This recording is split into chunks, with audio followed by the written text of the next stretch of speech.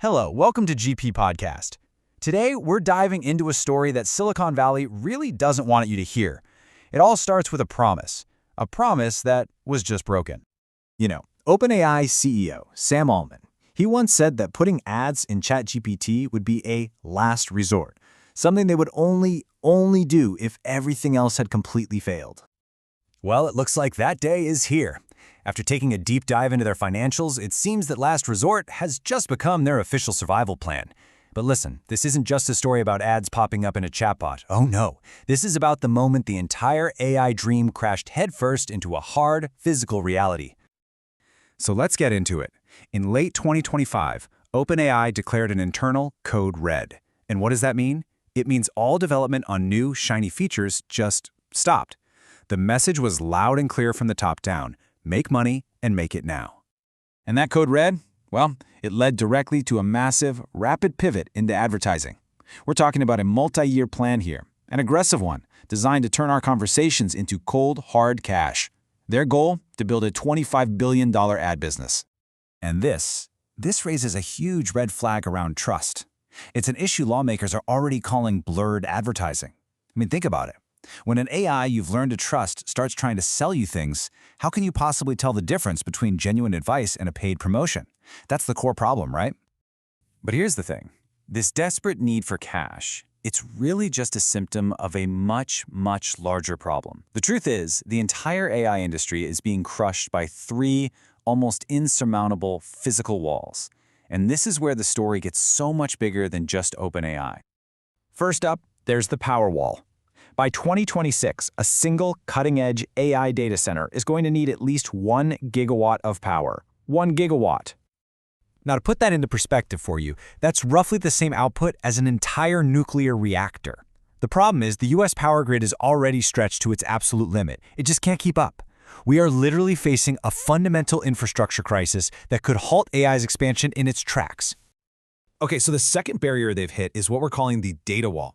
Projections are showing that by this year, 2026, we will have used up almost the entire supply of high-quality, human-generated text on the internet to train these models. The well of human knowledge is basically running dry for AI. So what's the solution they're turning to? They're starting to use synthetic, AI-generated data. But this risks creating a really dangerous downward spiral of quality. A copy of a copy of a copy, getting worse each time. And third, the barrier that kind of forced this whole conversation in the first place, the money wall. In 2025 alone, OpenAI is projected to burn through up to $12 billion. Now, what's really fascinating here is the user breakdown. Despite having a staggering 190 million daily users, only about 5% of them are actually paying for the service. So you see the problem, right? Their expenses are growing way faster than their revenue. It's just not sustainable. So this crisis has basically forced everyone to pick a side, creating two very different survival strategies. You have OpenAI scrambling for ad revenue, while giants like Google are playing the long game. They're focused on what's called deep vertical integration, basically owning every single piece of the physical infrastructure, from the custom chips to the power plants. At the 2026 World Economic Forum, the whole narrative around AI officially changed. It's no longer seen as just software. Now it's being called the largest infrastructure build-out in human history, often described as this 5-layer cake. And the new rule is pretty simple. If you don't control the bottom layers, the energy, the chips, you can't compete. So, with all these physical limitations on data and power, where does the industry look for new growth? Well, the answer seems to be moving beyond our screens. The real battle now for the primary AI interface is shifting from our phones to our bodies. And believe me, it is happening fast. The last couple of years have seen an absolute explosion in wearables. All of them are designed to give AI a direct view of our world. It's even culminating in brain-computer interfaces like Neuralink, moving toward high-volume production. This is the new frontier. This new reality is absolutely brutal for startups. I mean, if your company is just a thin layer, a simple wrapper built on top of existing models from a company like OpenAI, the failure rate is a shocking 95%. Why? Because the tech giants just absorb your features into their own products. So this all adds up to a new set of rules for survival. It's not about undisciplined expansion and chasing some far-off dream of AGI anymore. Now, it's all about ruthless prioritization.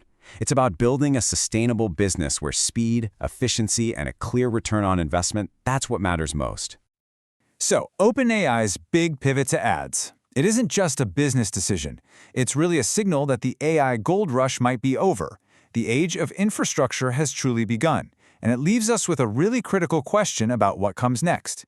If you like this explainer, subscribe, leave a like, and comment on what you found most surprising. And hey, share the video to help others understand what's really happening behind all the AI hype.